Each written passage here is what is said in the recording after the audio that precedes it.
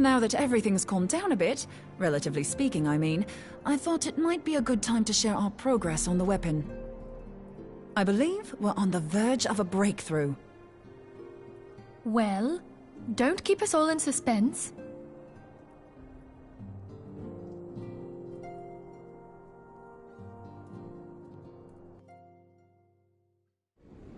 Just in case anyone's forgotten, let's start by reviewing what we already know. So, an Ascian is an immortal because its soul doesn't return to the ethereal realm when its host is defeated.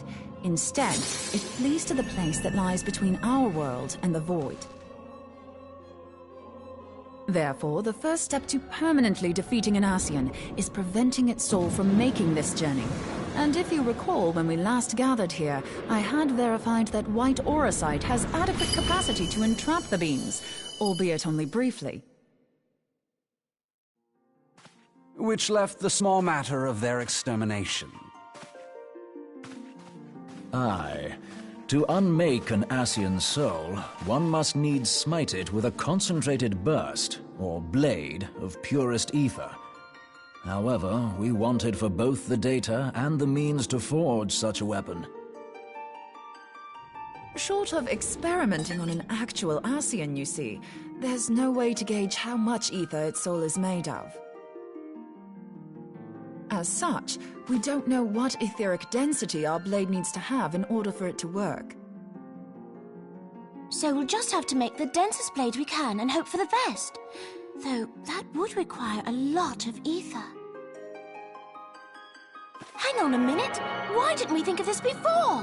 White auracite can hold an absolute heap of ether, can't it? Please tell me you're joking. God's sakes, Ida. I feel as though I'm reliving the same scene over and over with you. How many times do you need to be told that white auracite cannot store ether for long periods? Being intangible matter, ether is given to dispersion. Only in its crystallized form is it a stable source of energy. I will test you later on this, so see to it you do not forget. Right, yes. It's all coming back to me. So our hopes rest on good old crystals again, do they? While they are certainly reliable, they leave something to be desired in the area of portability. Indeed. I am reminded of the quantity of corrupted crystals required to thwart Leviathan, and the extraordinary lengths to which the Lamentsons went to transport them. What if it should prove that a similar quantity was needed to destroy an Ascian's soul? Or still more? I do not envy the poor sod who has to lug all of that around, on the off chance that an Ascian appears. That's the very problem we set out to solve. And I reckon we've found the answer. If it isn't practical to lug around the ether we need, we'll just have to draw upon another source. And the only viable source is the land. If you mean to tap the Great River of Ether, know that it will entail considerable risk. Meddling with the currents may well induce a surge like to the one which despoiled Mordona. Give me a bit more credit, will you? Why would we need to tap the river when there are veritable reservoirs jutting out all over the land? Aye, I speak of corrupted crystals. It might be that their aspect is out of balance, but a crystal's a crystal. It contains ether, and we can help ourselves to it. While corrupted crystals are indeed abundant, there is no guarantee that they will be in close proximity at a crucial moment. But what if we don't need them to be? What if we could tap their power from afar? A malm away, say? If we could do that, we'd have ready access to ether aplenty in almost every corner of Eorzea.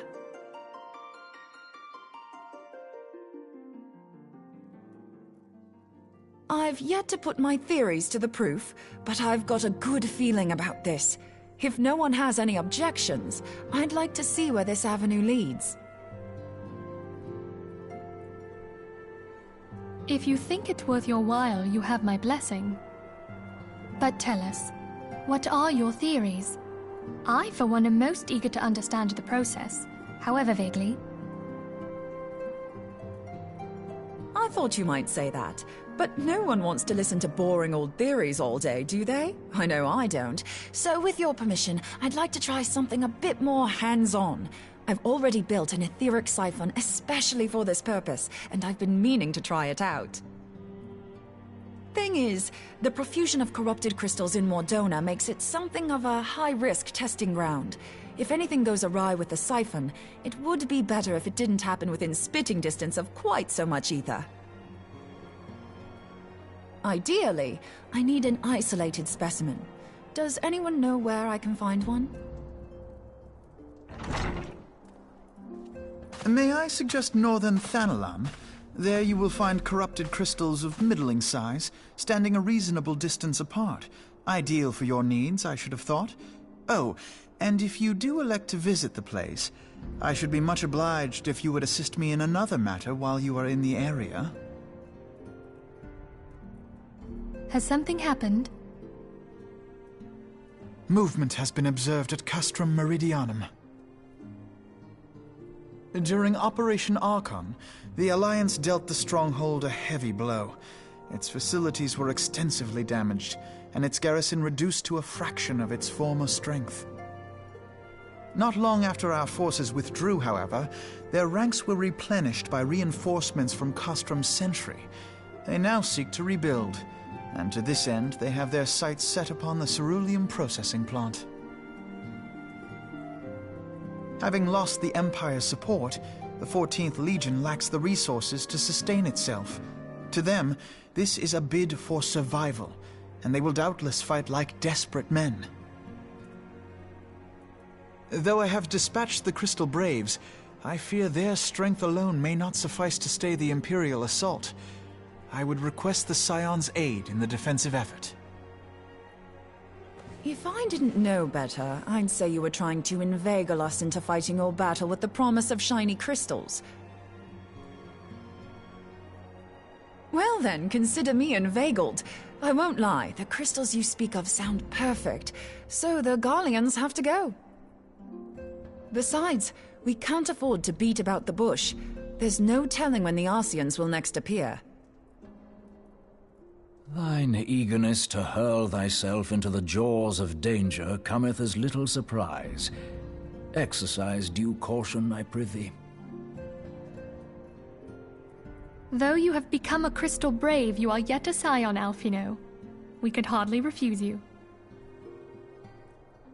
Pray, join the Crystal Braves and lend them your support. Thangred and Papalymo shall accompany you.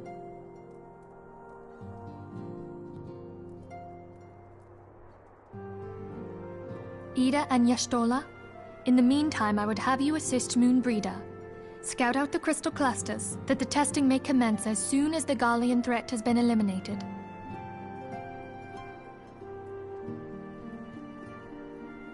If it please you, I shall continue mine own experiments on white aurosite. Thank you, Urianger. Everyone, pray see to your preparations and depart as soon as you are able. Go well, and be safe.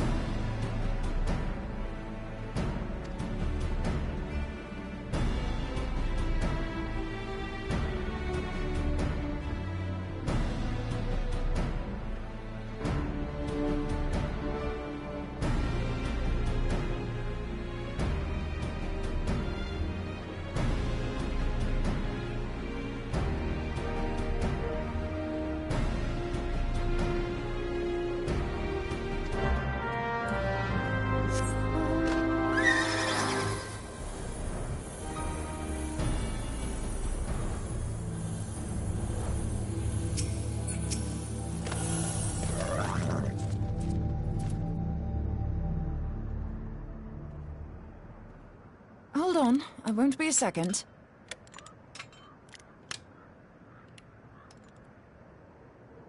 The beast seemed peckish, so I gave it a taste of my axe.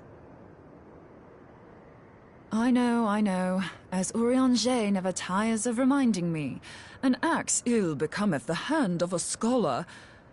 What can I say? I like axes. To hear my mother tell it, I came into this world holding one. And it's not as if it stopped me picking up a quill, is it? I often think of the man who introduced me to the joys of learning. He's one of the reasons I decided to come to Eorzea. Him and my excruciatingly stiff childhood friend. Considering how unalike we are, it's a wonder we ever got on. The world's a strange old place, isn't it? Aye, that ought to do it.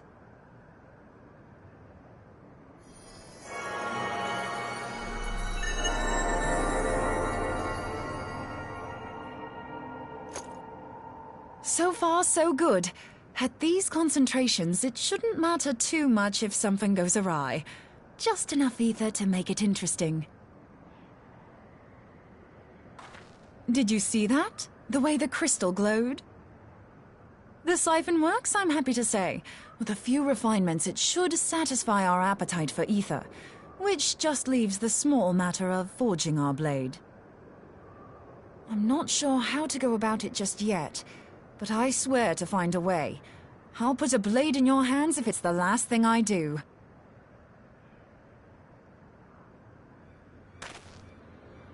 He senses me. A useful talent.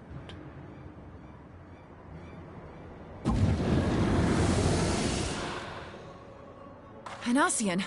Are they onto us? By your brand, I see you are an Archon of Sharlayan, keeper of knowledge, seeker of truth, meddler. I don't know what the hell's you're saying, but I don't much like your tone. Your instincts serve you well. But come, be not unsettled on my account. That lovely brow was not made for frowns. But I waste my breath. Let me direct my words to one who understands them. We meet at last, warrior of light. I am Nabriales.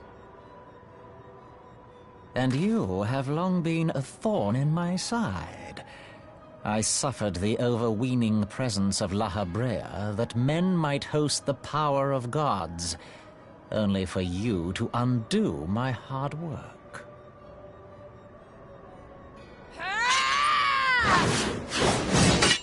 Oh, bugger.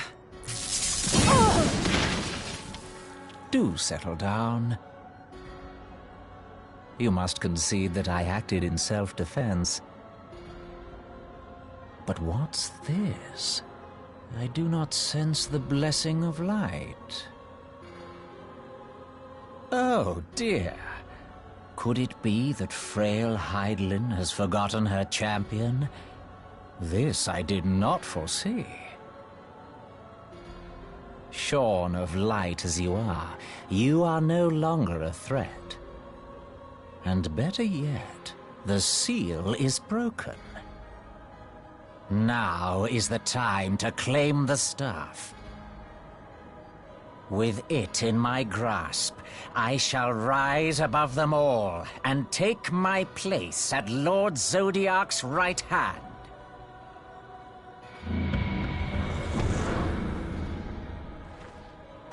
What did that bastard want with us?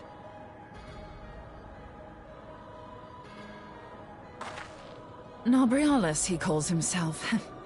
With charm like that, I'll bet he has maidens falling at his feet, unconscious. But this staff, you say just talking about it had the bastard grinning like a brat on his name day. Must be quite a staff. Oh, gods. He means Tupsimati, Master Louis Soir's staff. Minfilia's in danger. We have to get back to the Rising Stones.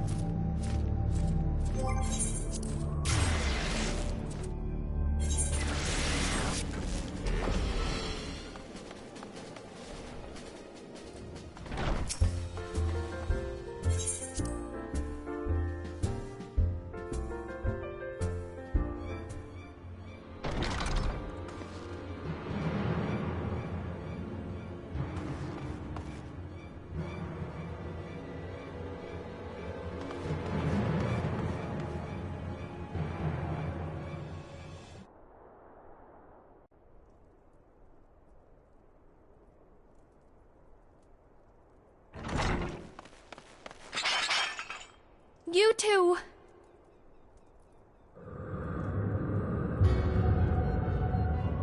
So, you were able to divine my intent. What now, warrior of light? Ah, but that name is no longer fitting. You have become decidedly dull, and quite incapable of barring my entry. What do you mean? You truly do not know? Then I suppose it is only right that I enlighten you. The blessing of light kept you and your fellow meddlers safe. It was that which prevented my kind from entering your domain. My kind, I say, though it had no power over the likes of Elidibus and La Habrea. Being of this world, they could come and go as they please, while I could only look on. But I need look no longer.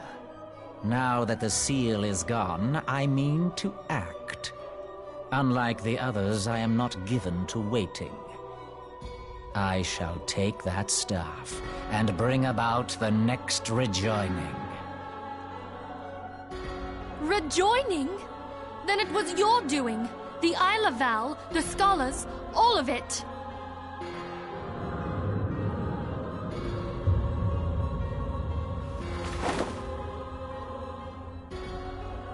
You will not harm her!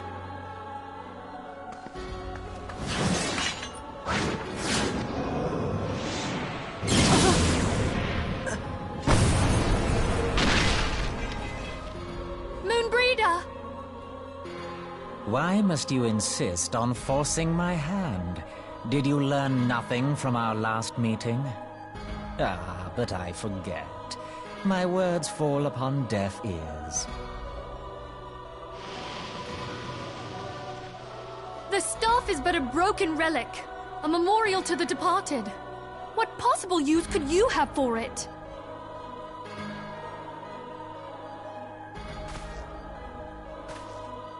What use? You mean to say that all this time you kept the key, never knowing what it was you possessed? The staff Tupsimati, or rather the stone tablet it bears, is host to a great power. Together with the horn, it can be used to draw vast quantities of ether from its bearer's surroundings. How else do you think Louis Soir was able to invoke the power of the 12 without making them an offering of crystals?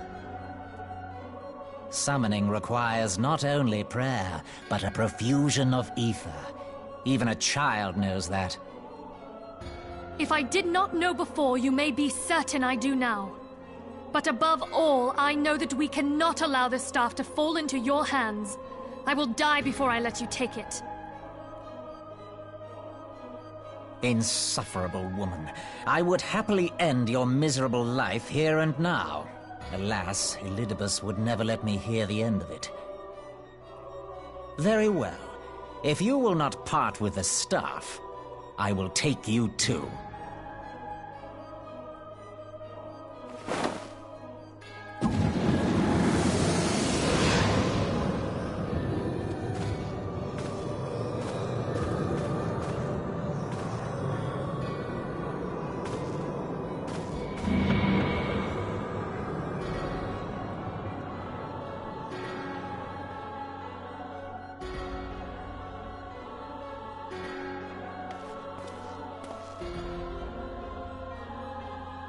After them!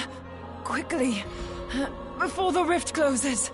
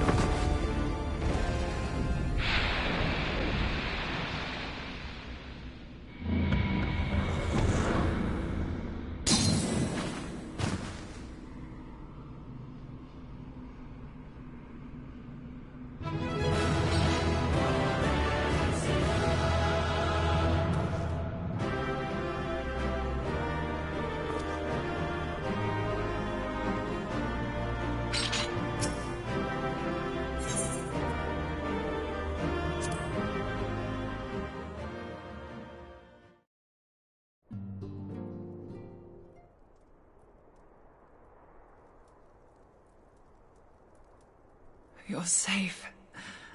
Thank the 12.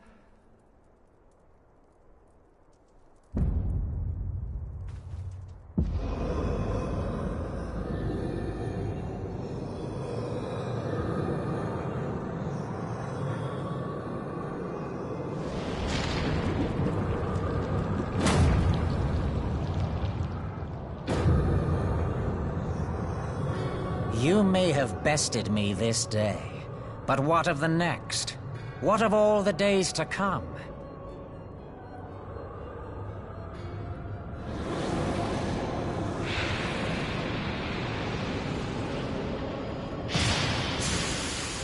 Remember, light no longer holds sway here. I may return whensoever I wish, again and again and again. Eventually, you will falter, and the staff will be mine. Until next time, scions.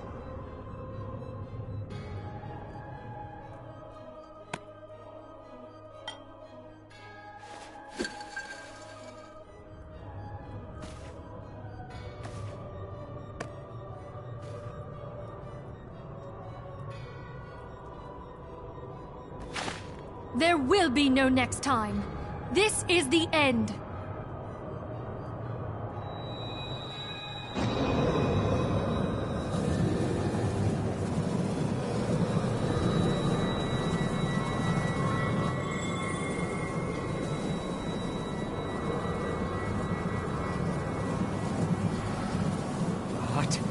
What trickery is this?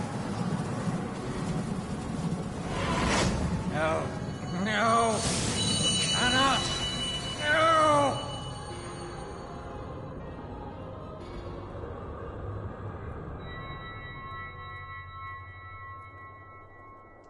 Use Tube Samati to gather ether. Quickly, before he breaks free!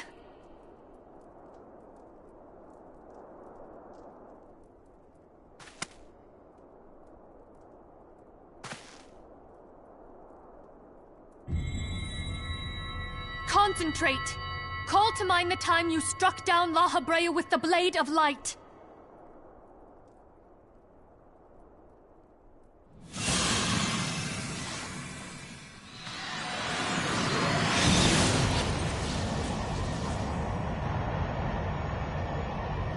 Why won't it work? Is it because we lack the blessing of light? Damn it. So much ether. And it still isn't enough. Fools! No mortal prison can contain me! I shall make you pay for your insolence!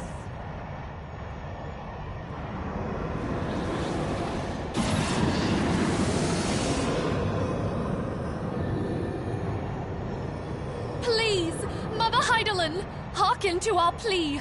Lend us your divine light.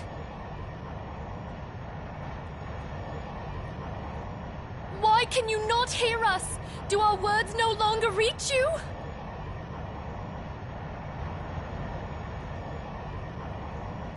If only we had a bit more ether.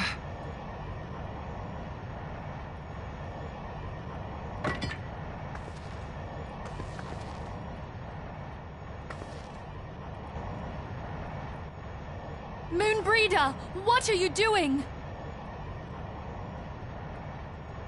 Master Louisoix, I understand now the choice you made. In death, there is life. Farewell, Urianger. You daft old coot.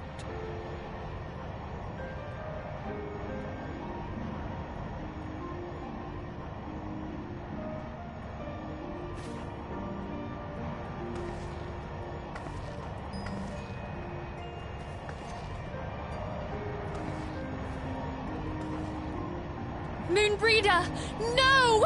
You mustn't!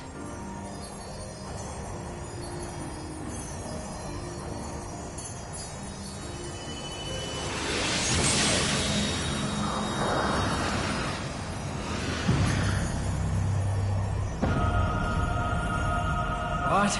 No! It cannot end! I am eternal! I am immortal!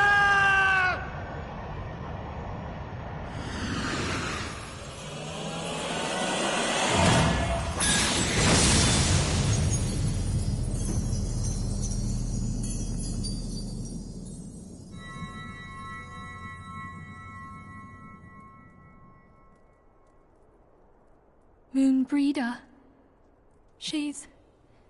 She's gone.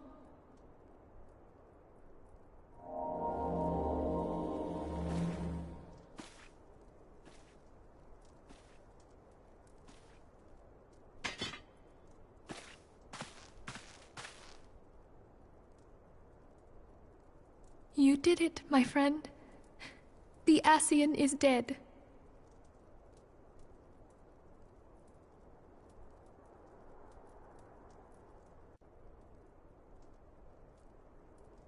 This device is a legacy of Moonbreeder's toils and sacrifice. I shall hold on to it for safekeeping. Minfilia, are you all right? I am. Oh, we were surveying northern Thanalan when we received the distress call. We returned as swiftly as we were able. It seems you have everything in hand, however. What happened here? Where is Moonbreeder?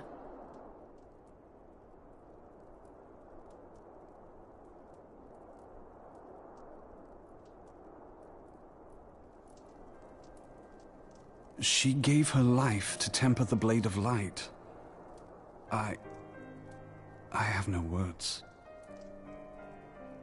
Rather than await the inevitable, she took her fate into her own hands. Does Oriange know?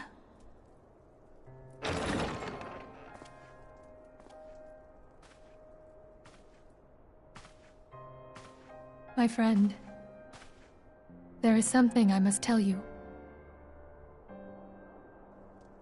I heard all, my lady. The moon sinketh, taking her leave of the heavens, yet her passing heraldeth the coming of a new day. Moonbreeder hath fulfilled her destiny, hath she not?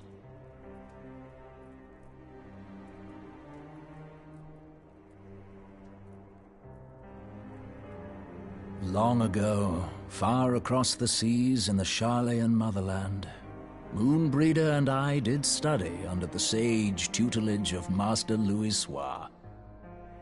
Full oft did he impress upon us that knowledge existeth to serve the greater good. This sentiment, however, was contrary to the nation's policy of neutrality, which censured intercedence in the affairs of foreign lands. In spite of vehement opposition, he founded the Circle of Knowing, and journeyed hither to the heart of Eorzea. Through his noble sacrifice was the realm spared its doom. Yet this great soul, whom all should rightly have honored, was branded a pariah in his own land. His peers did accuse him of forsaking his duty as a man of learning, and of meddling in the course of history. When he left Sharlayan behind, Master Louisoix gave no word to signal his intent to Moonbreeder. Close as they were, as master and disciple, she was deeply wounded by the sudden exclusion from his confidence. Above all, however, she was confused. Try as she might, she could ill comprehend her master's motive. The slanders that were heaped upon him after his passing served only to inflame the turmoil within her. For years upon end, she knew not what to believe. Torn as she was twixt the man whom she revered and the man who forsook her and his duty both. The Louisoix I knew would never forsake his duty, much less one of his own. This I know full well, my lady. 'Twas not for want of love that Master Louis hid his intent. He but desired that Moonbreeder discover her own path, free of the shadow of his influence. Long did I contemplate revealing the truth to her, and long did I hold my peace. After all, was it not Master Louis' wish that she come to the truth unaided? I told myself it was, and resolved to let her suffer. Knowingly did I deny my friend the comfort she craved. And now she hath gone to her rest, with doubt still in her heart.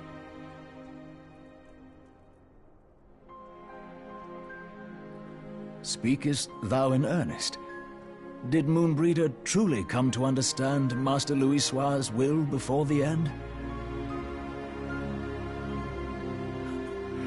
The realization hath set her free. She may now find the peace which hath for so long eluded her. Oh, Moonbreeder, my dearest, how I shall miss thee.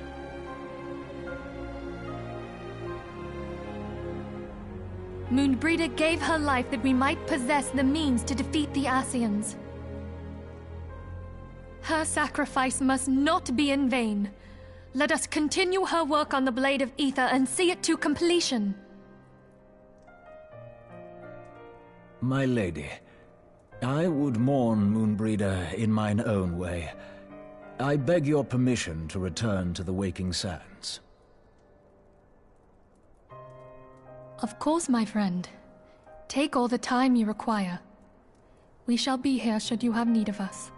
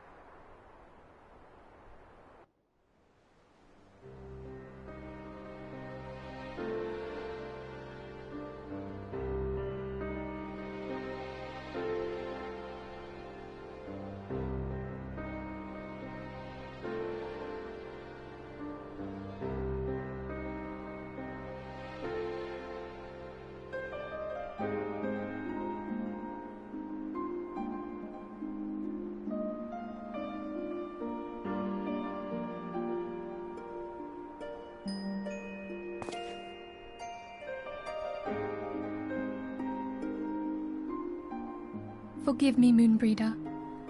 Had I been quicker, or wiser, but I was not, and you paid the price. But you would not suffer us to wallow in our sorrow, would you? You would tell us to pick ourselves up and get on with it. And so we shall. We shall defend this realm and her people to the last.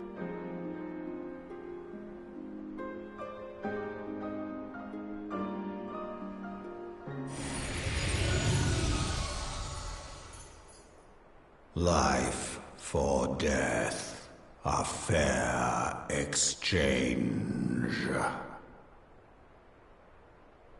Other bargains will be struck.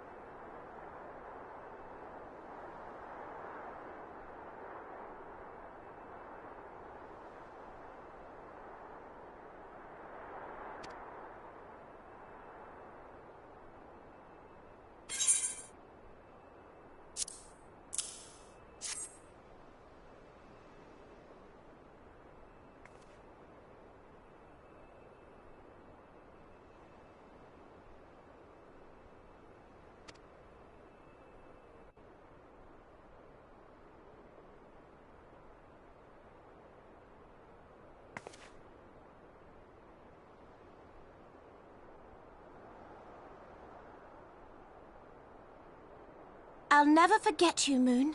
None of us will.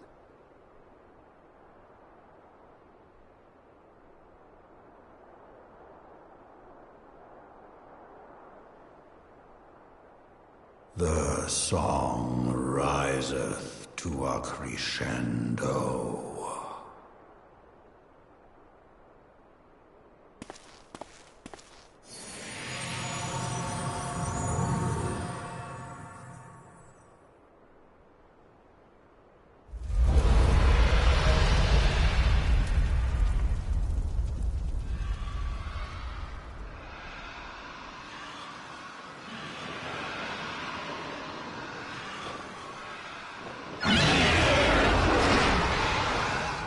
Is that what I think it is?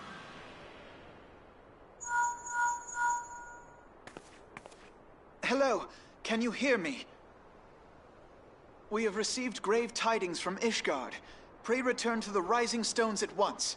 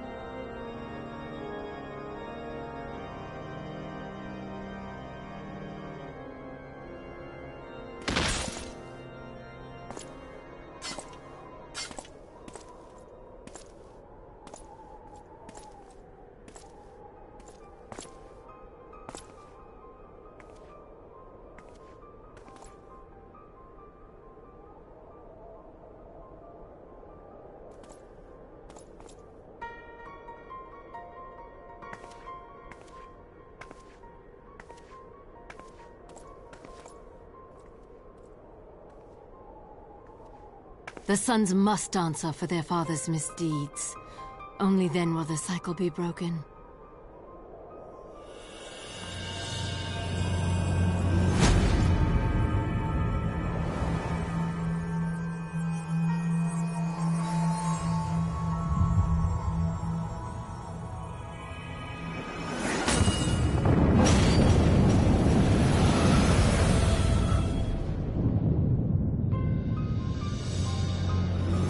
Brothers and sisters of the heavens, we raise our voices and join you in the chorus. The sinner's feeble magics are undone. Come, claim your retribution.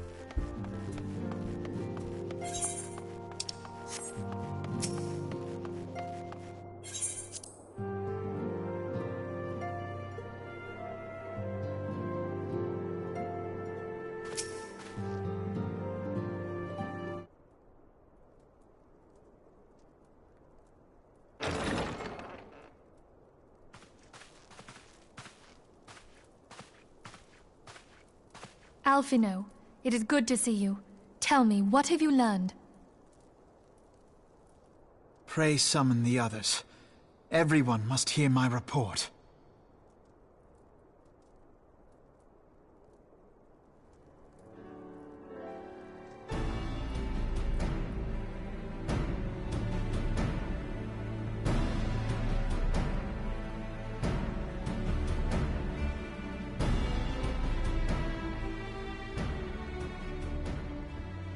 So this was all but a taste of what's to come. Indeed.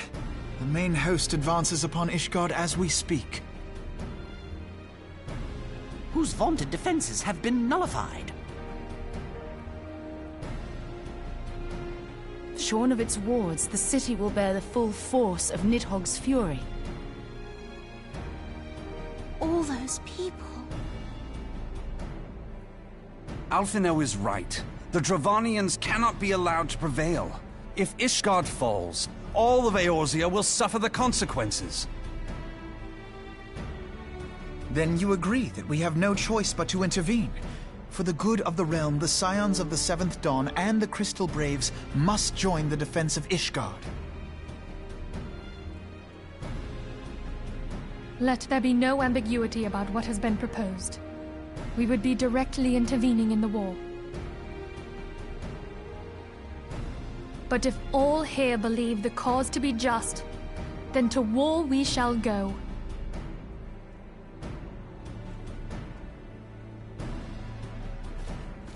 The path we now embark upon is perilous, but I pray you will walk with us to the end.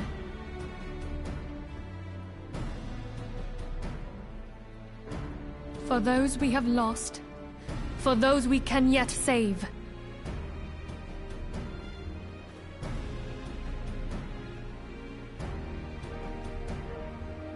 Then it is settled. I shall inform the Council of our intentions, and request that they contribute their own forces to the defense of Ishgard.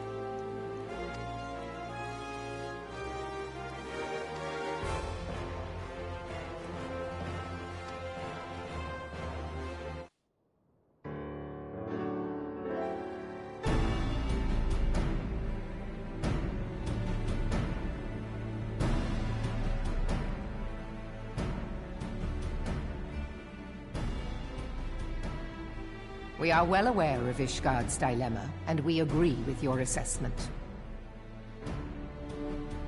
Then I trust there are no objections to the Crystal Brave's intervention. Ul'dah has none. Gridania does not object. The Crystal Braves are yours to command, Alphino. Do what you will. We shall pray for your success. It was my hope that you would offer more substantial aid than prayer. I know it is within your means. Do not presume that you have knowledge of our every concern. The Garleans and the Beast Tribes are but two of many. We are not in a position to contribute greatly to the defense of Ishgard, not when our own homes are still under siege.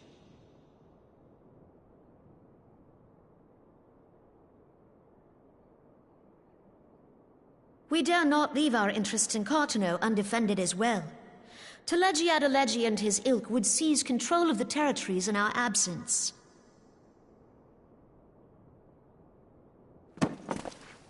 The enemy is at their gates, and you would cower behind yours? No one is cowering, boy. We will offer what support we can. Aye, support. A handful of men and no more. Would that we could commit more than a token force to this cause. Yet there are others to whom you might turn. The free companies ever want for work. Ah, yes. The free companies. They're not like to turn you down. I beg your pardon? You would entrust the survival of Ishgard to sell swords?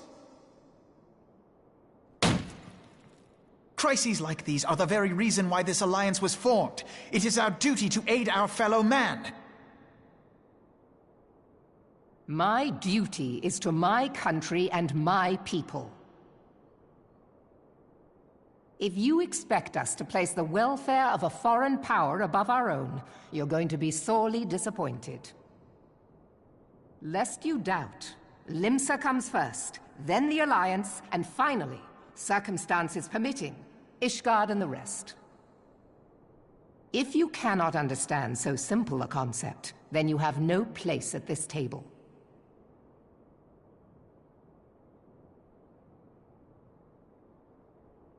Forgive me, Admiral.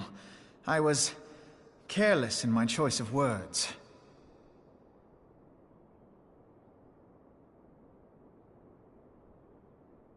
I suggest you assemble a party of elite adventurers, assuming you haven't already.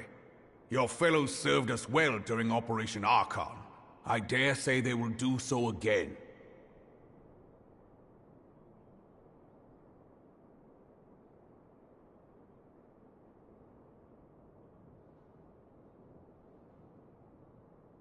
If I may, Your Grace, I wish to propose a redistribution of forces. If we entrust the security of Uldar to the Brass Blades for a time, we can dispatch a larger force to Ishgard.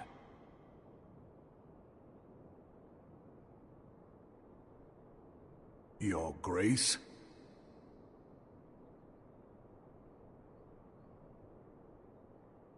Yes. Yes, of course. Do what you will.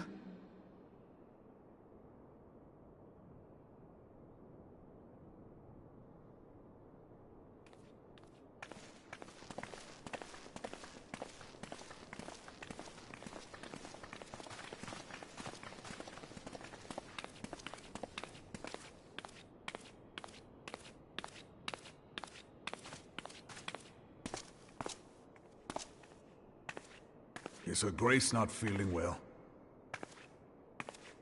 To the best of my knowledge, Her Grace is in perfect health. I see. Carry on.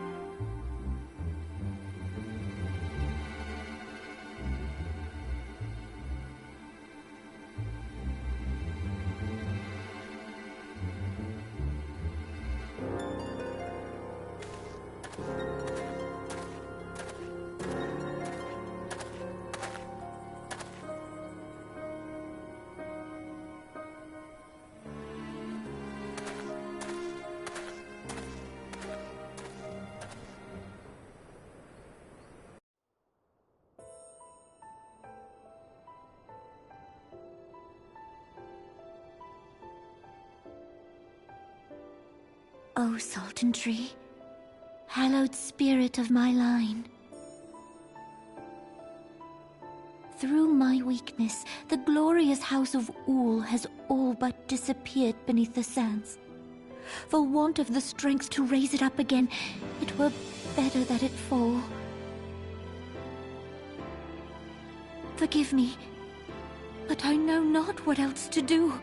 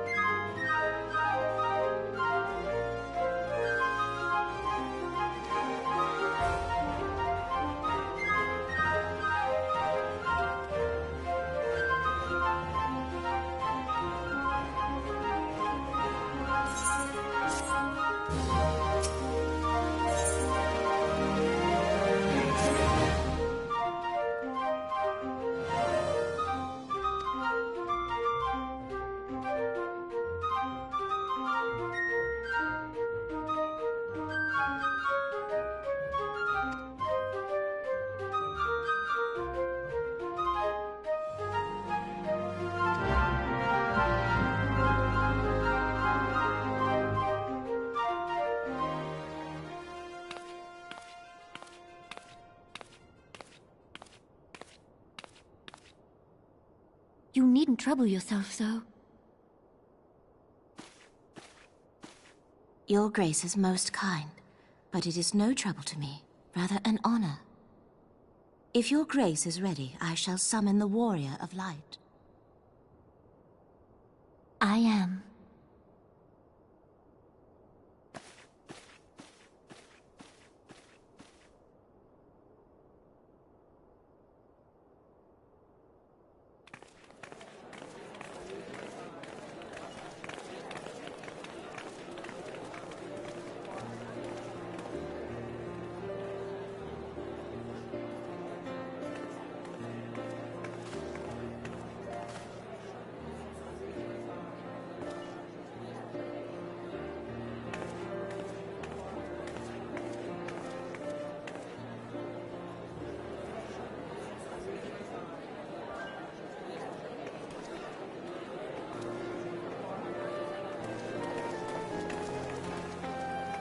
Everyone looks to be in high spirits.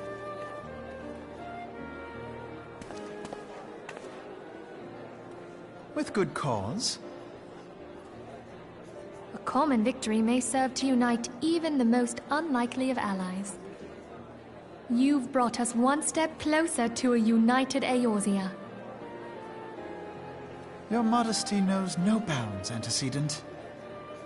Were it not for your efforts, Sir Emmerich would never have become such a steadfast ally.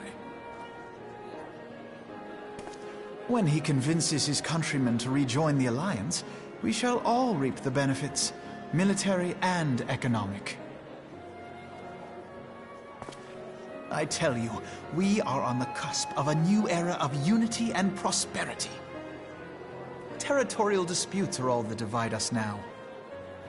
But I have faith that we will find an amicable solution in time. And failing that, I'll have my trusty warrior of light box the ears of all concerned. Speaking of whom... He will be joining us shortly. A matter at the quicksand required his attention, but it did not sound serious.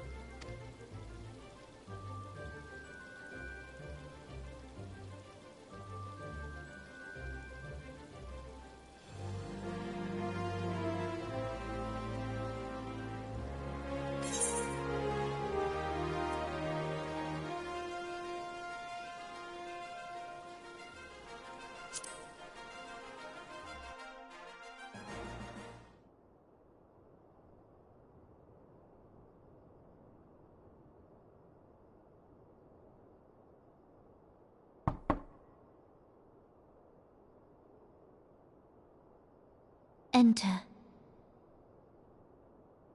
Your Grace, your guest has arrived.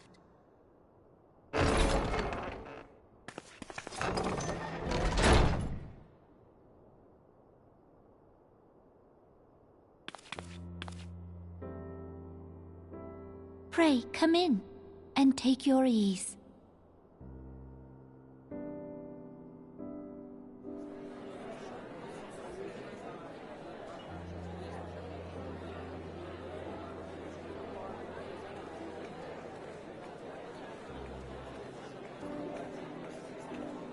"'Tis well that the steps of faith held against the Horde.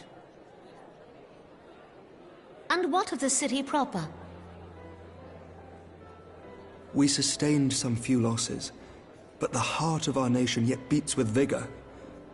I am not certain I could say the same had we not received your most generous aid. An attack on Ishgard is an attack on the realm. We stand together or fall divided.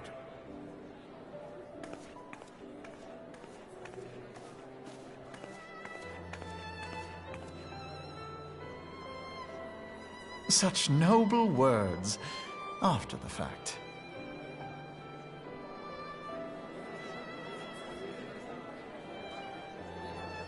I had hoped to speak in the presence of Her Grace, but it seems she has been delayed. That being the case, now would seem as good a time as any. Honored friends, pray allow me to convey Ishgard's warmest gratitude for your part in the defense of our lands.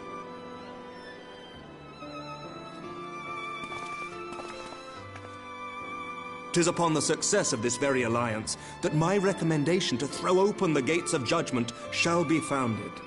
With the blessing of the Archbishop, it is my hope that Ishgard will soon be reunited with her long-estranged sister nations, and that Eorzea shall once more be as one.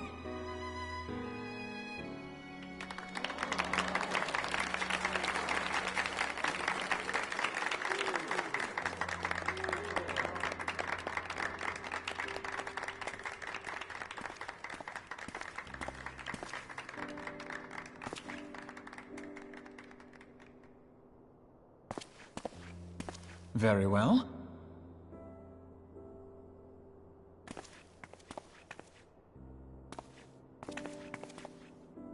Is aught amiss? Nothing to worry about. I shall return anon.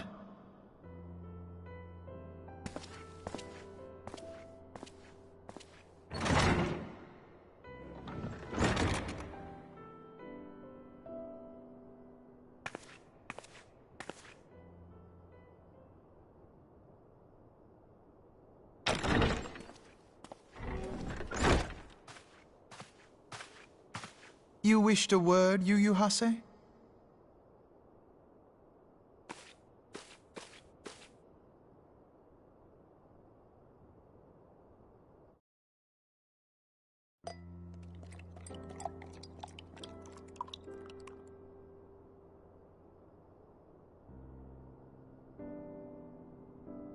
You may go.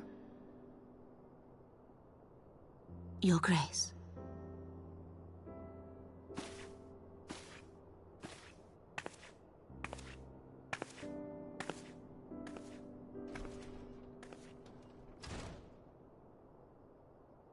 You must be curious as to the reason for this private audience.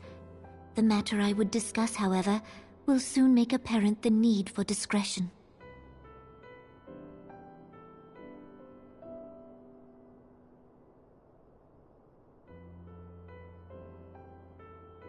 I intend to abdicate the throne and dissolve the monarchy.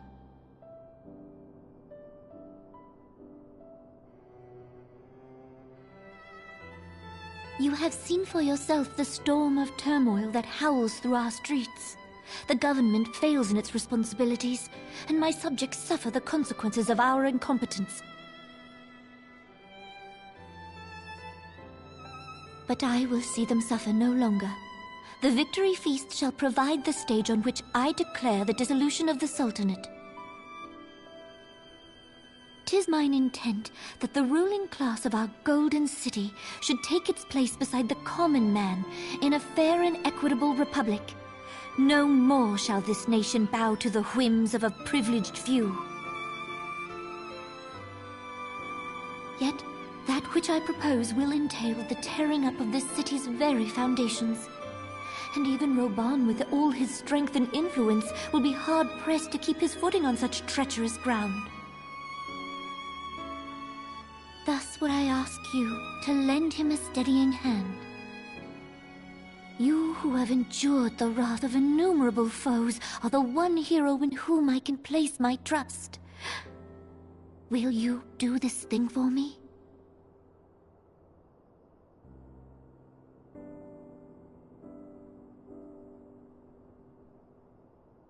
I am truly grateful. More grateful than I can well express.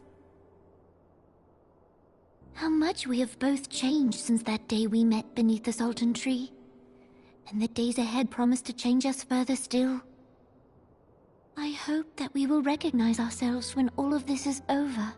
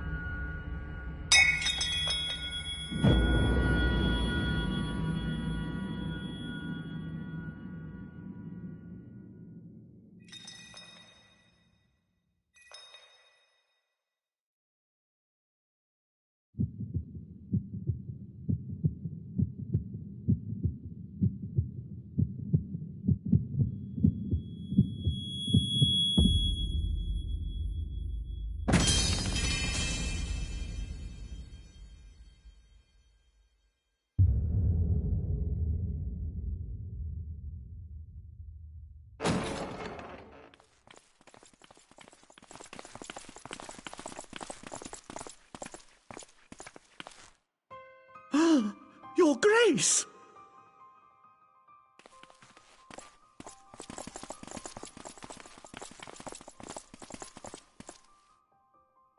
Her Grace, the Sultana, is dead.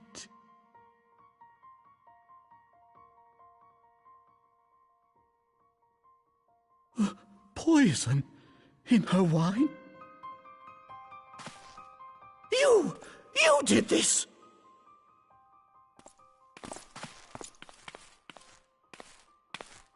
Spare us your denials!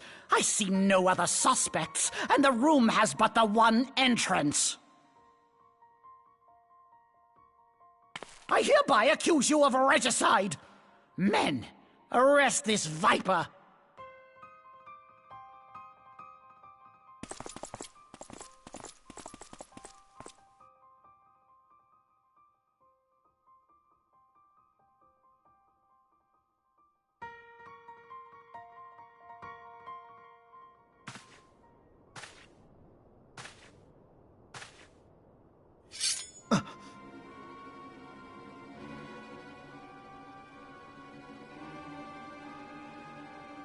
Sir, barring a few exceptions, we have detained all those with allegiance to the Scions. The Rising Stones is also under our control.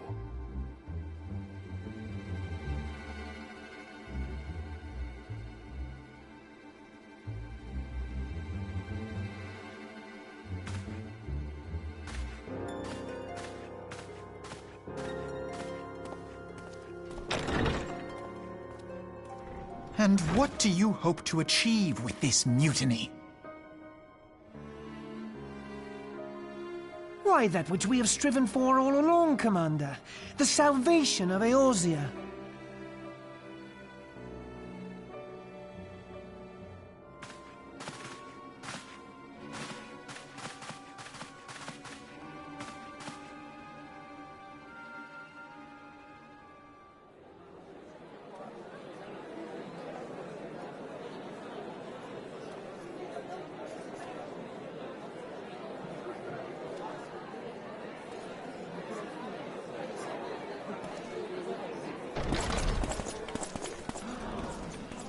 What is the meaning of this?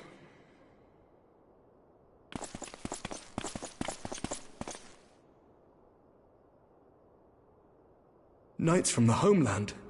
This cannot bode well. Lord Commander, we have received an urgent message from the Holy See. I am grieved to report that your serpentine foes have resumed their assault. Needless to say, your presence is urgently required. These knights have come to bear you swiftly home to Ishgard. A surprise attack? We've had no such word from our men, and the timing is most fortuitous to catch us away from the city. Most fortuitous indeed. Lord Commander, we must away!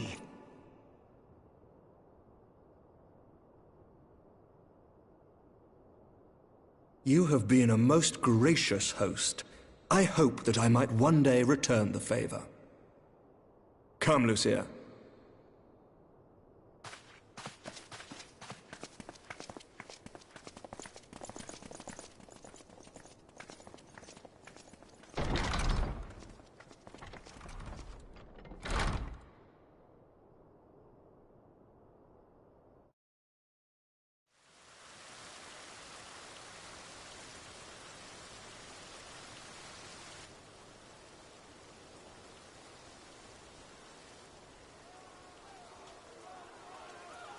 Whatever is going on in there?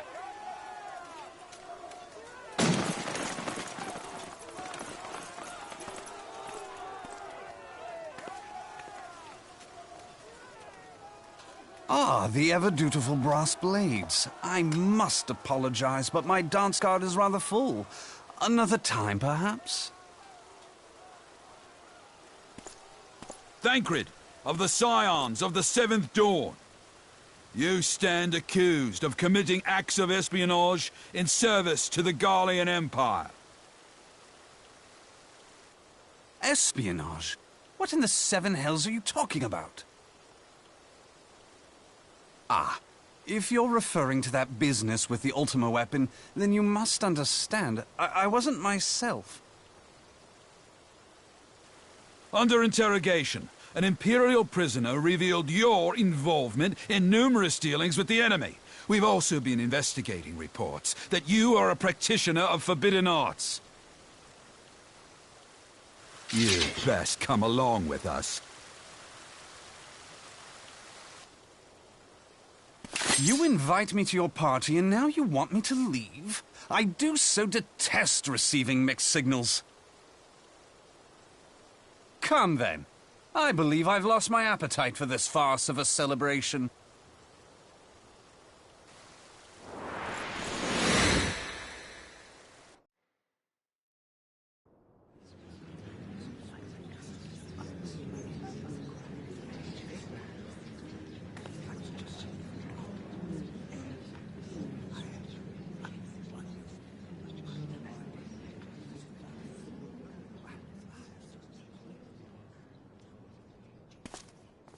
You go too far, Lord Adeleji. By what right do you march armed soldiers into a royal banquet and eject state visitors without Her Grace's consent? You treat the brass blades as your personal army and show contempt for the throne with your every act. Leave us, now.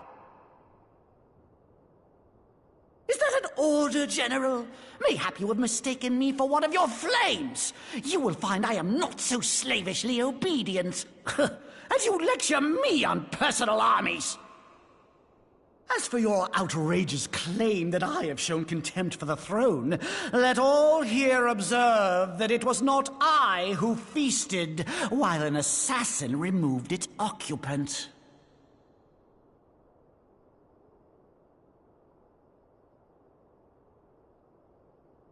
I expect this is your idea of defending the nation, is it? This and diluting our forces through these distractions in Cartano and Kurthis.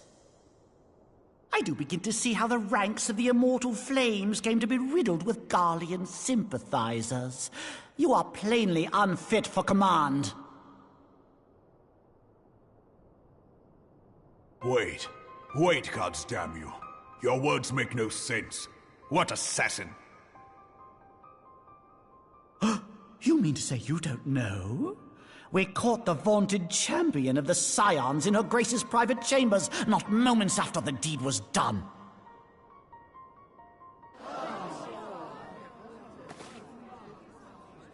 No! No, this cannot be!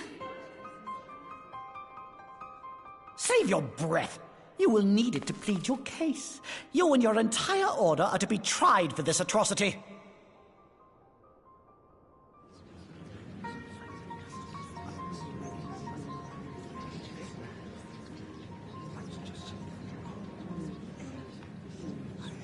Bring in the prisoner!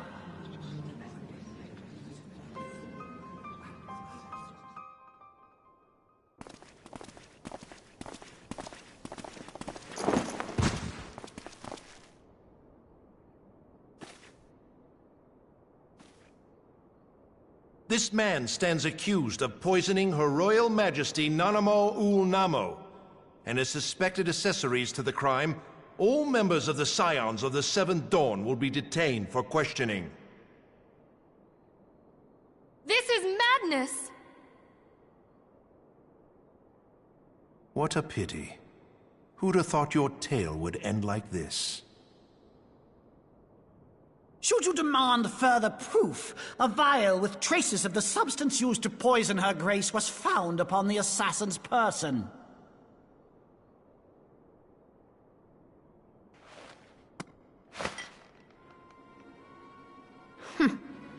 How very convenient. You would speak of convenience?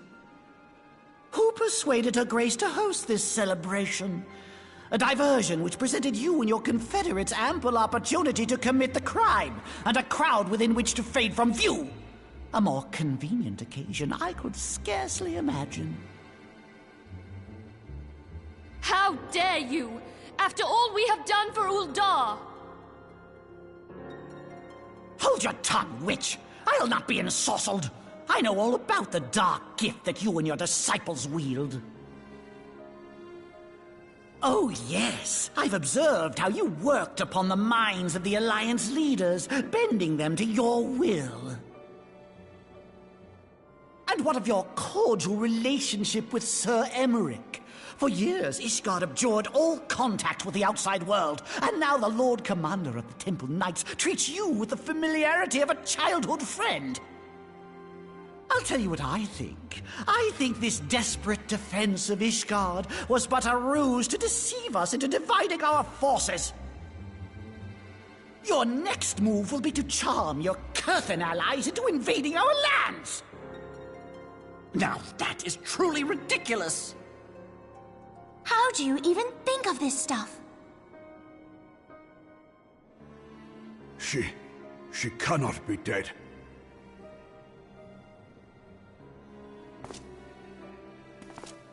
Stand aside, Ilbert. I want to see the Sultana. Spare yourself the pain, brother. I saw her with my own eyes. For a mercy, the poison took her swiftly. Her handmaiden can attest to that.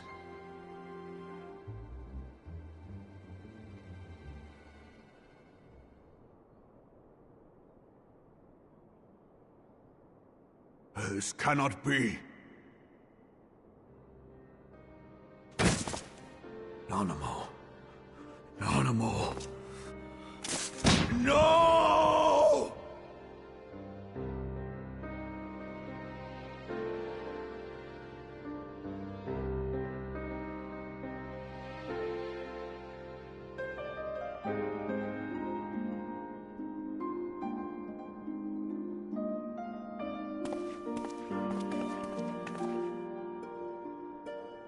Plainly, the Royalists can no longer be relied upon to keep our nation safe. And so it falls to the monitorists of the Syndicate to govern Uldar. But should you wish to help us, General, we would be more than happy to entrust the task of planning Her Grace's funeral to you. It seems only right that you should bury your precious Sultana, and we will be glad to be rid of that burden.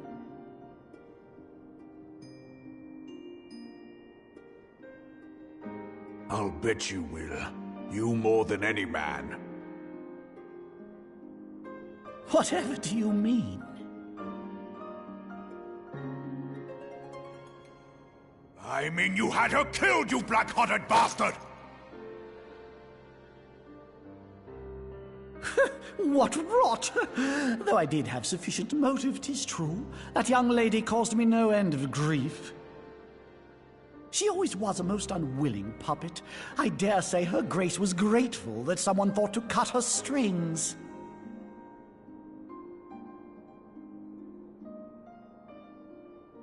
You would mock her, then mock her from hell! What?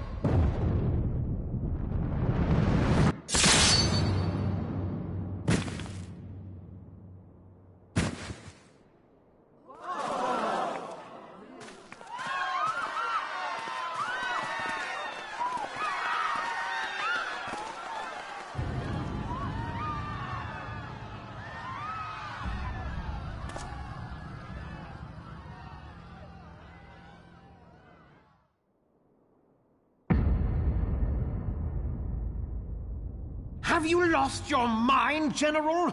It is forbidden to draw steel in the royal chambers, much less slaughter our fellow Syndicate members. You're one of them! You've been in league with the Scions all along!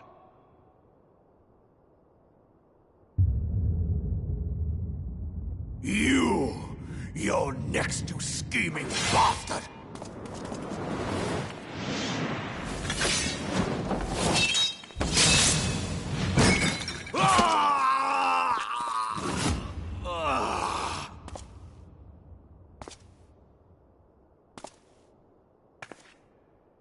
Reborn! Seven hells!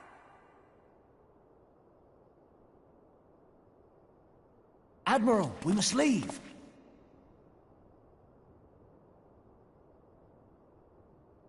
Ah!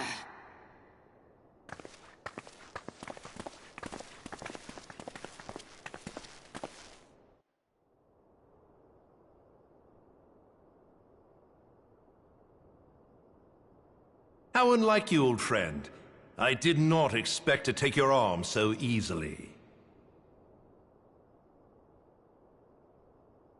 Take the Scions into custody.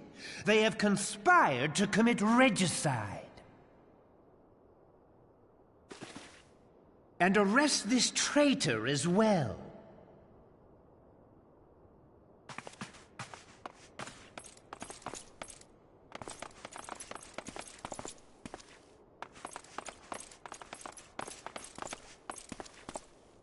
Ilbert, I hope you choke on their coin. 'Tis better than the dirt I've supped on these long years. We can't all abandon Alamigo and become great war heroes as you have.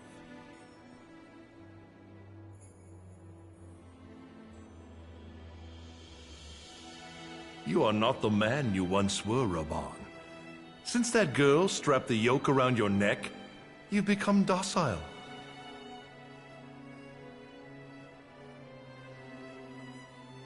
She took the mad bull and cut off his balls, and a bull that cannot rot is fit for naught but slaughter.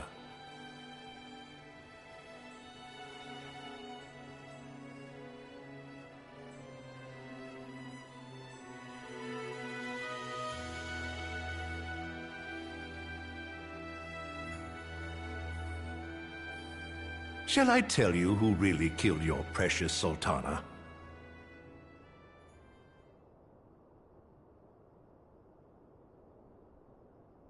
It was me.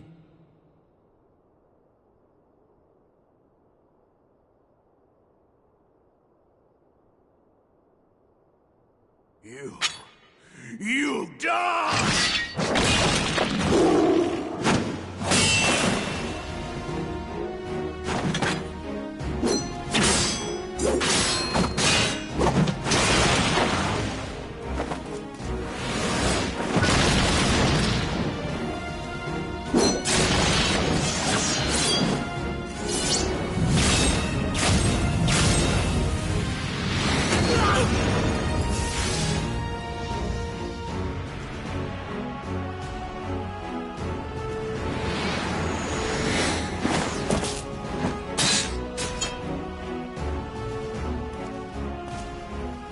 I never doubted you, not for a moment.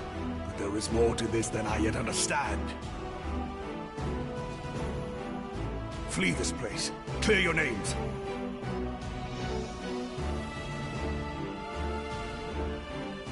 Find out who is behind this plot. It is the only way. Now go!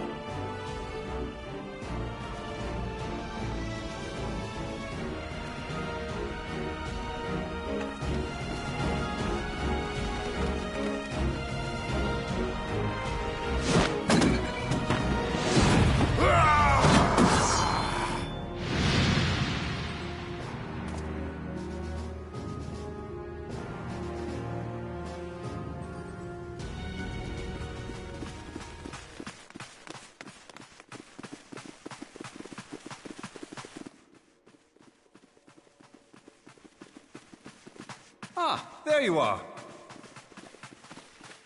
Thancred, where have you been? Avoiding the fumbling advances of some very persistent admirers. When I realized the celebrations had turned sour, it seemed prudent to slip away and take stock of the situation. 'Twould appear that much of the city is already under tight guard. It occurs to me that expanding the Brass Blade's authority may not have been such a wonderful idea after all.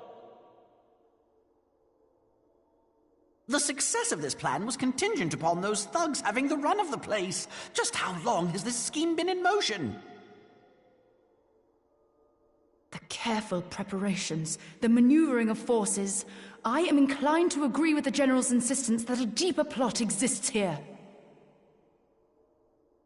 So, would I be right in thinking we now have an excuse to pummel as many brass blades as we like? Unless you plan on pummeling them all, I'm not sure that will greatly aid our cause. The Sultana's assassination was but one part of the scheme. We too were its targets. And though we did not share poor Nanamo's fate, we are yet hobbled by the charges laid at our door. Where now might we seek refuge?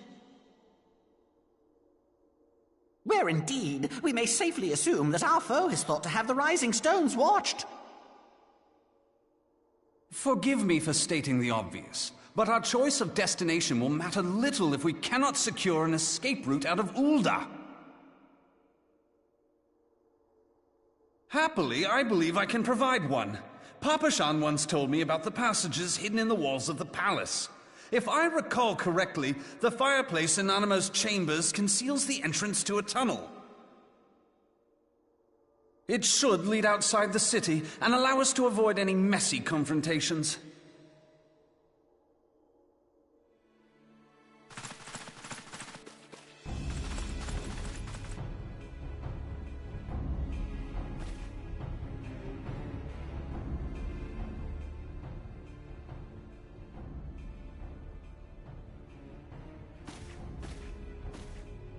The rest of you, go on ahead. I'll handle this lot. By yourself?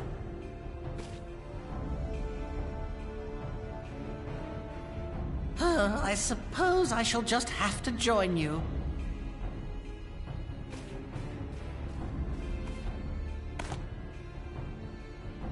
Crystal Braves too, huh? Now this should be interesting. Ida! Papalimo!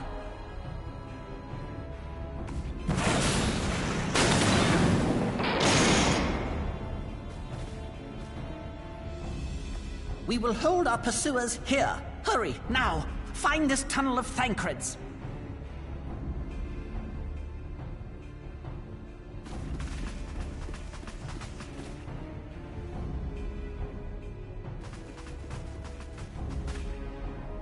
Minfilia, we cannot linger!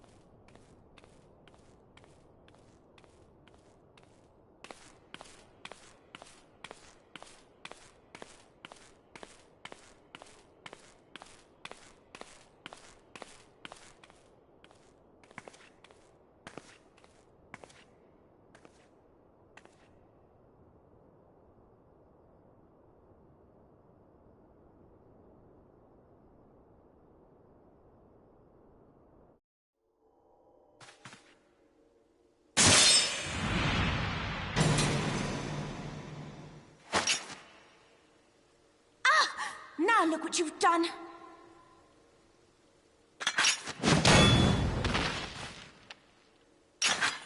Ida, are you all right? There are just too many of them. I'm fine. I could do this all day. How about you? Nearing the end of my tether.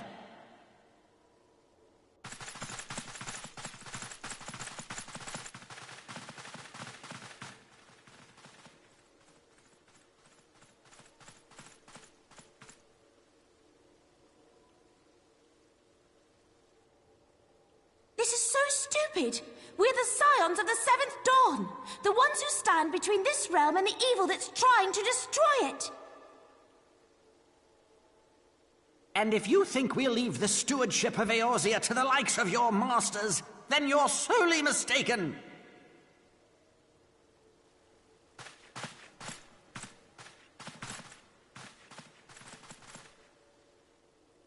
Sorry I dragged you into this, Papalimo. 'Tis hardly the first time, and I'll be damned if it will be the last.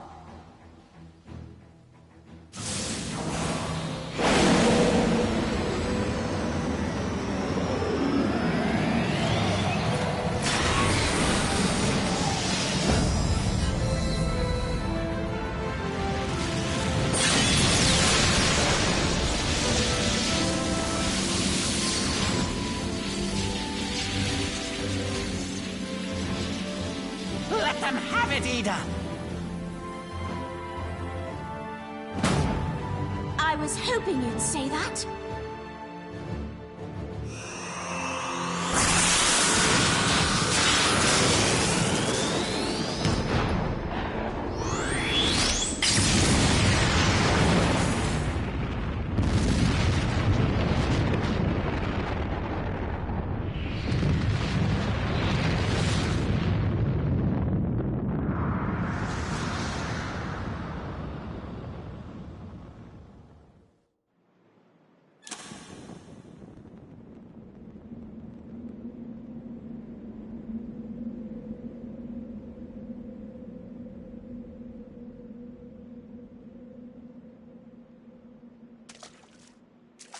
I never knew such a watercourse existed beneath Uldar. The architecture is of the Sildine style, if I'm not mistaken. The ancients plainly foresaw the need for a ready means of escape.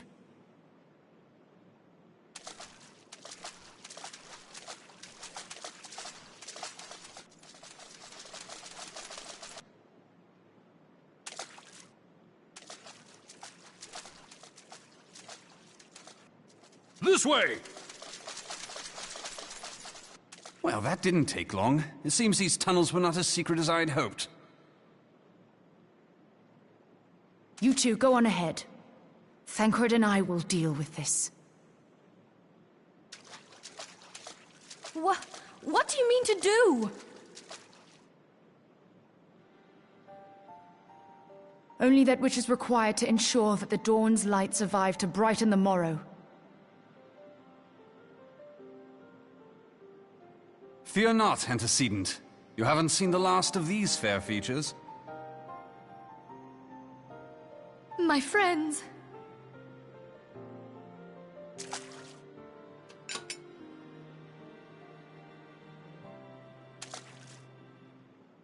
Leave us!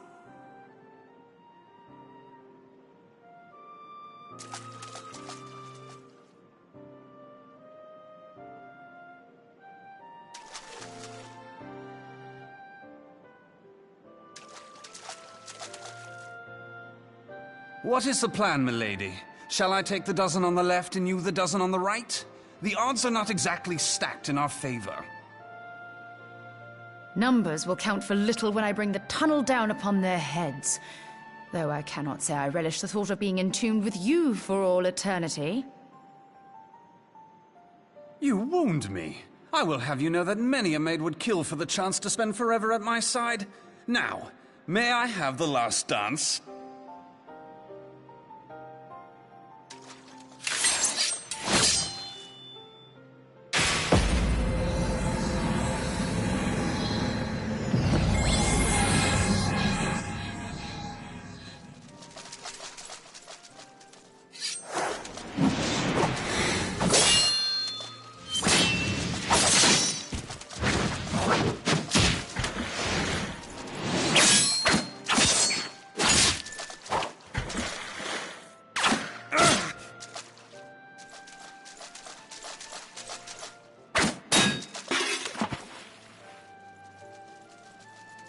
Well, this is going splendidly.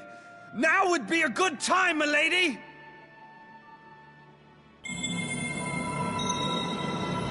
Tis done!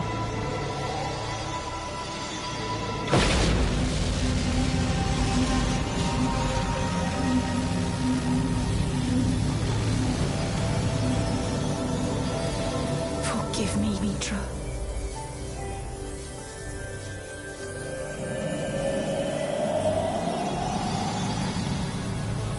Farewell, Ophelia.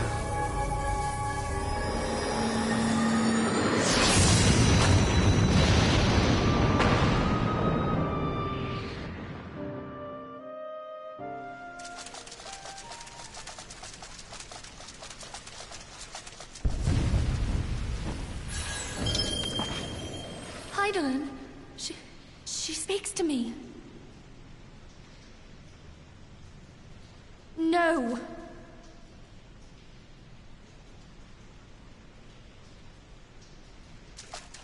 I must remain behind, but you cannot stay with me.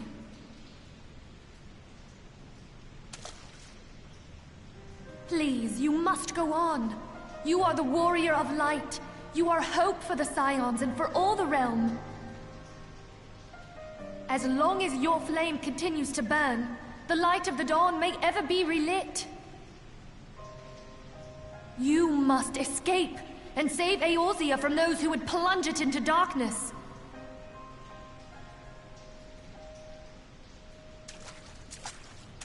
Tis the only way.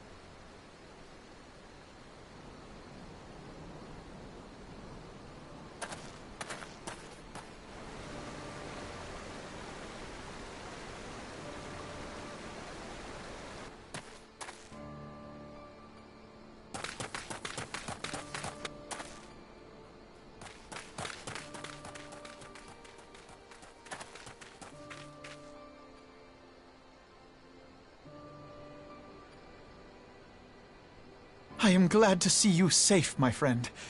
What of the others?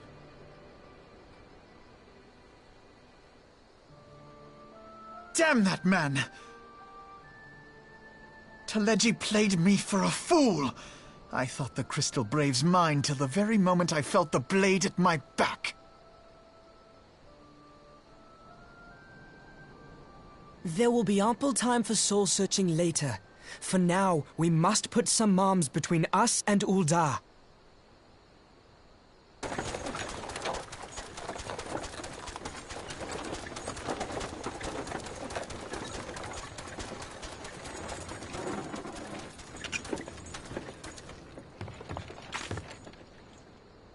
Well, would you look who it is? Need a ride? I doubt it'll be half as exciting as the last trip we took. Not if I have anything to say about it anyway.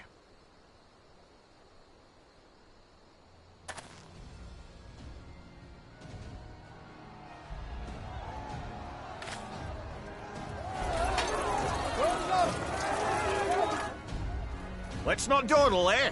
All aboard!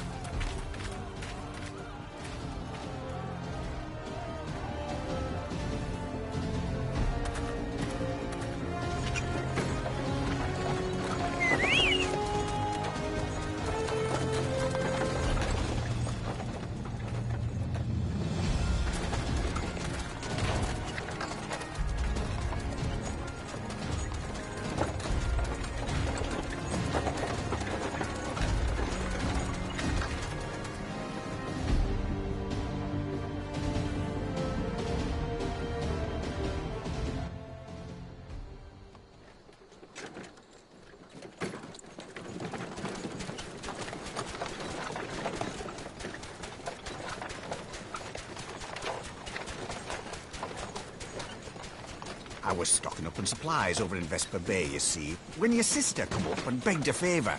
Said her brother was having some trouble down in Ul'dah, and likely needed a helping hand getting away.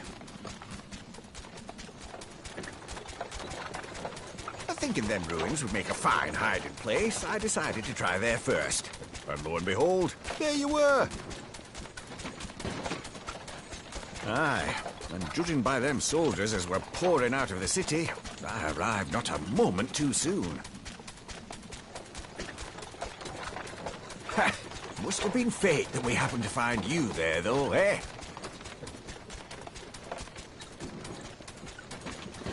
I had thought to look out for Alize, but would appear she was the one watching over me. I've made such a mess of things.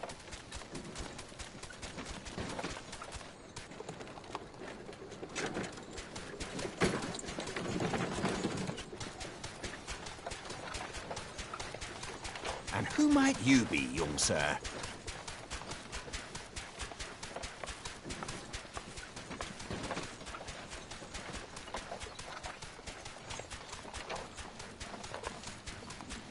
Pippin Taropin, Vice Marshal of the Immortal Flames.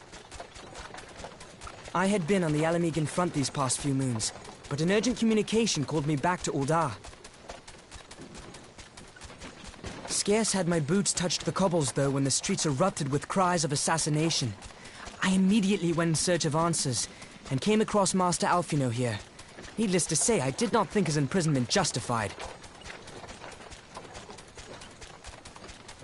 The blame plainly lies with the Monitarists. Their greed and corruption are well known to me, but for them to take advantage of the situation with such alacrity... Was that Pippin, you said? Ain't that the name of General Alden's lad? Yes, I am his son. Adopted, of course. 'Twas only as we were leaving Ul'dah that I learned of father's fate. Once I have seen you a safe distance away, I mean to return to the city and extricate him from this madness. Then you needn't travel no further than Blackbrush. Our fugitives have a friend waiting for them there.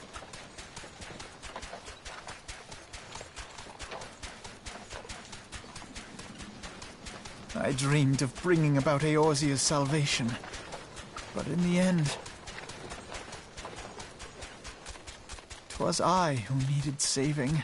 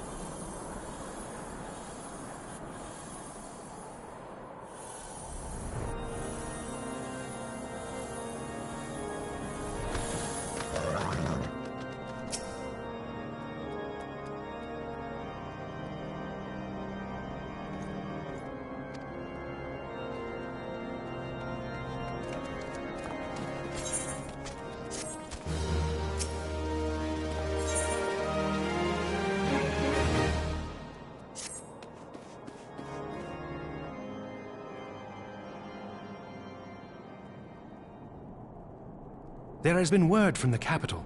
Ishgard has weathered another assault, and 'tis said several wyverns broke through into the city proper.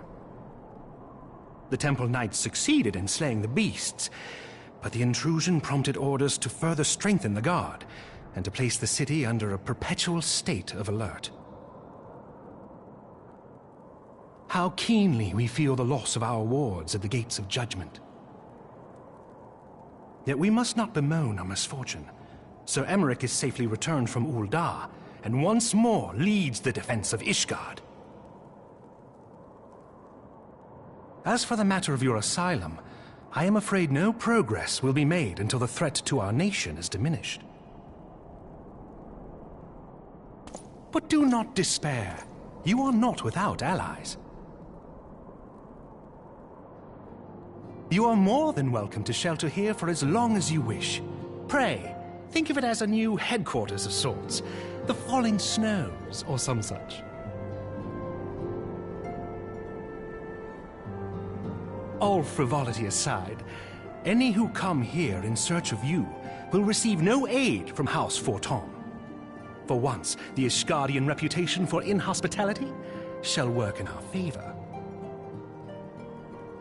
Agents of Ul'dah will find their every inquiry dismissed, and their every request for entry rebuffed, until such time as their masters have acknowledged your innocence.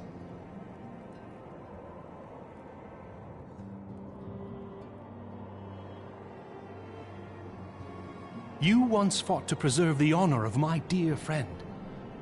'Tis a blessing that I may now repay that debt in kind. But let us dwell no more on this. Pray, join the rest of your companions. 'Tis bitterly cold this day. I suspect there are those who might welcome the warmth your presence brings.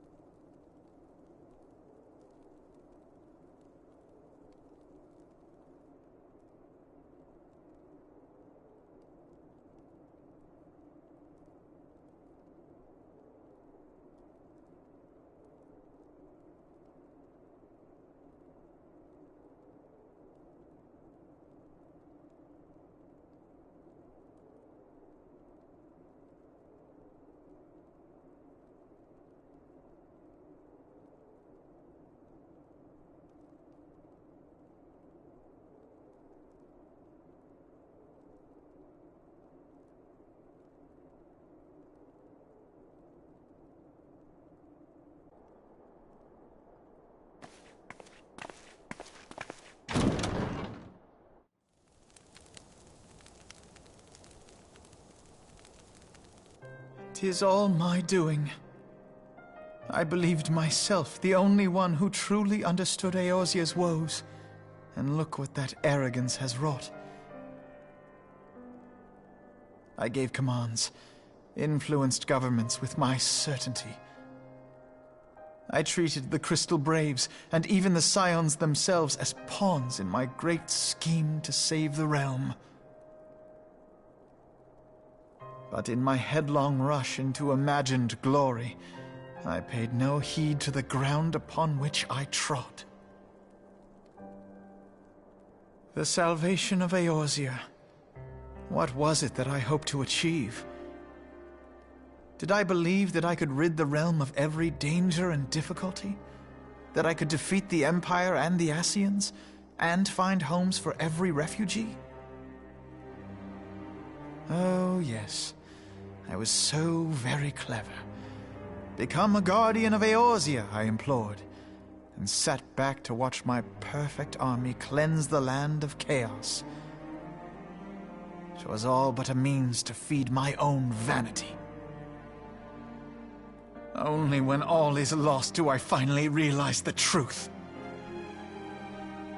Oh, Alphinaud.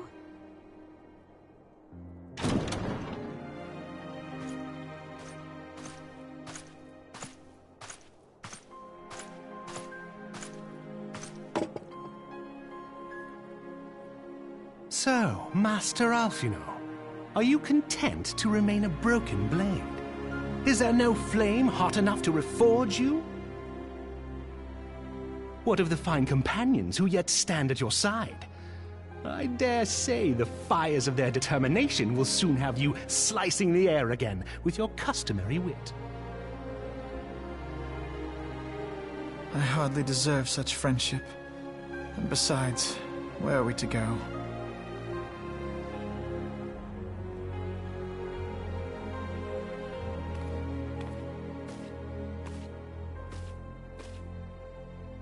Alphinaud, if I may? Should this place not serve our purpose, then we shall go to Ishgard. Minfilia told me many times, as long as we stand fast against despair, the beacon of hope will never be lost to sight. Be it in the snow or in the clouds, we few will see that the dawn's light shines again.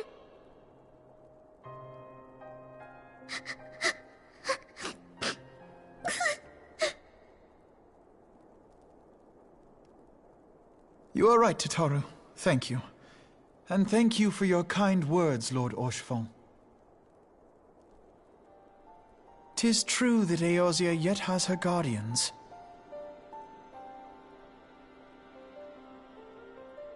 The Scions have achieved much, and 'twould be remiss of me to discard it all in a fit of self-pity. Let us then resume our journey, together, one step at a time.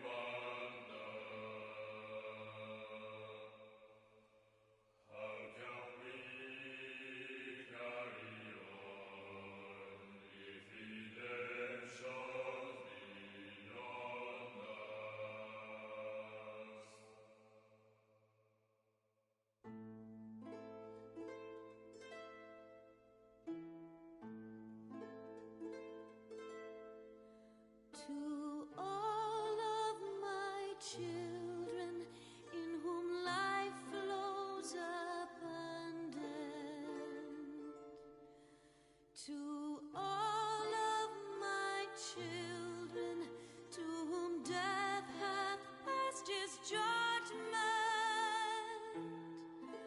The soul yearns for honor, and the flesh the hereafter.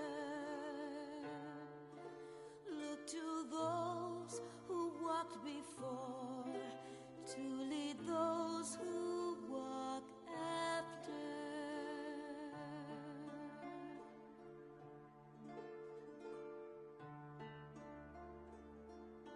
Shining is the land's light of justice.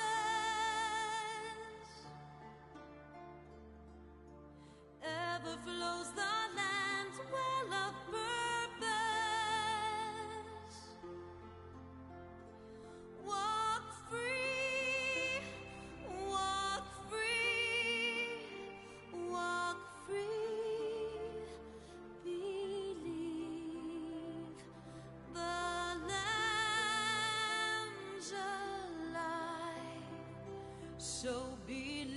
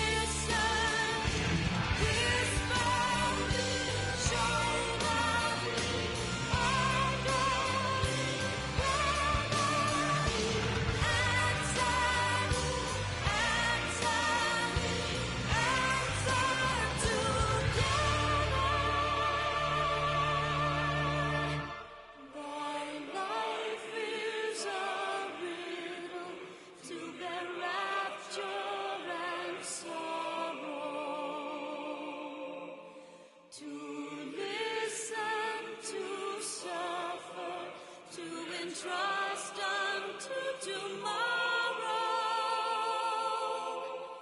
In one fleeting moment from the land of life glow, yet in one fleeting moment for a new gift doth grow. In the same fleeting moment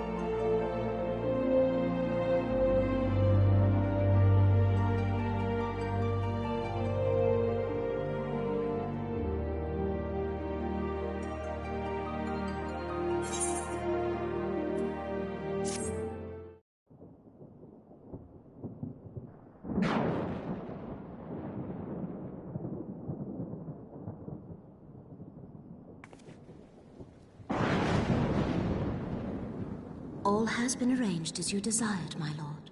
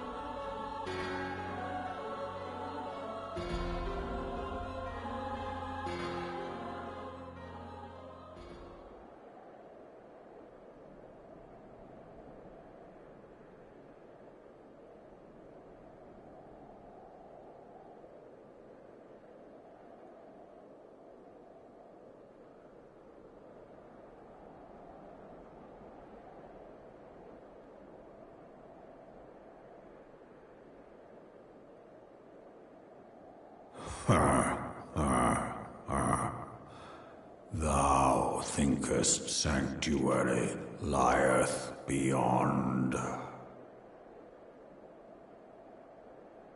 Delusion, despair, death. Thou shalt find naught else here.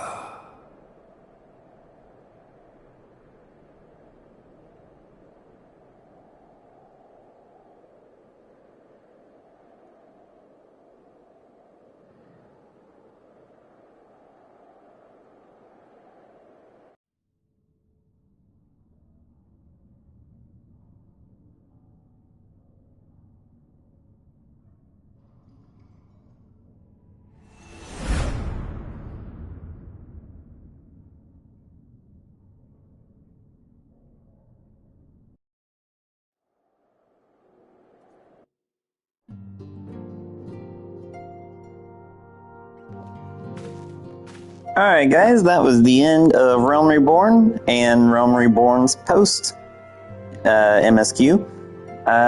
We'll be playing with Heaven's Ward in my next video. And just to give y'all a preview of...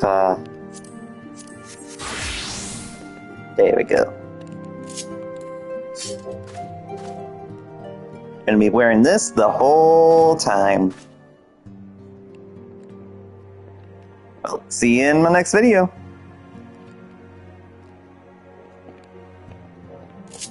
And